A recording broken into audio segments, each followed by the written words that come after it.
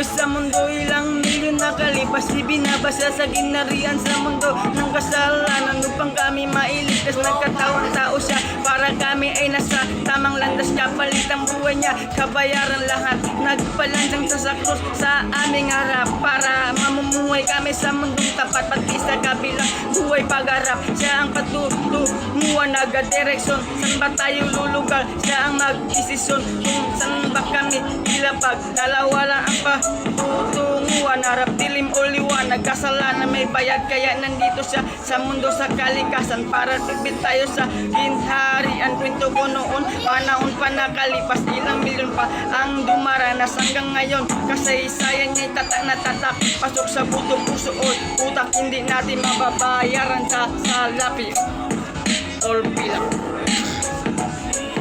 Kapag nakita mo ang video, kanyang pinagdaanan ni Jesus, malamang luha mo ay sa mata tumatatak. Ito kanyang alaala sa mundo, kanyang iniwan mula sa ating pagkabata hanggang sa tanda. May kasalanan na tayo, hindi pa tayo nilikha hanggang sa harap. Tayo ay nasa hinaharap. Panahon yun, si Jesus ipinanganak sa mundo, manunungkulan tapat para kasalanan lahat, bayad kapalit ang presensya ng tapat. Ngayon pinagdaanan ni Jesus sa mundo, likod katawan ipinaglatos habang bit-bit niya ang kahoy tungo kung saan ang gusto niya ipinapasa krus. Duguan, sugatan, ulo, katawan, ang sakit kanyang naranasan. Kahit sa kaloob-looban, hindi natin mababayaran ang kanyang pinagdaanan.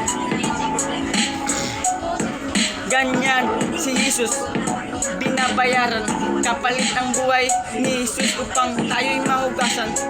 Sa katawang loob labas na babayaran, si Jesus patuloy sa mga tao nagpahayag dahil utos ng Ama pero walang naniwala. Siya'y binaliwala sa katatagan, katapatan, kabutihan, ipinagpatuloy ng utos ng Ama sa kalikasan.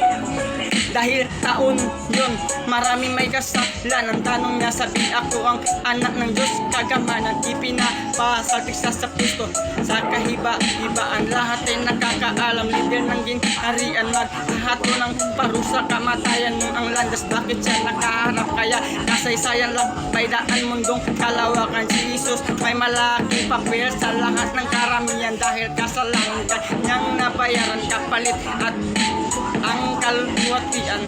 Sa kanta ko na lang ito, kasaysayan kanyang pinagdaanan.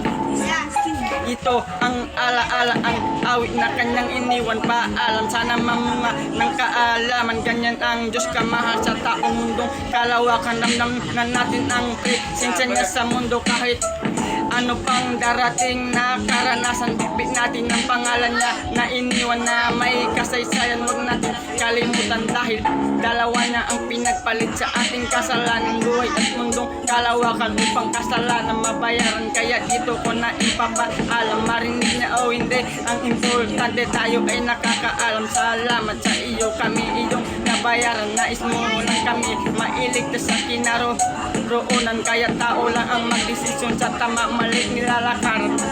Nasa amin na ang susi dahil alam na namin ng inyong pinagdaanan. Kaya Robert Climaco.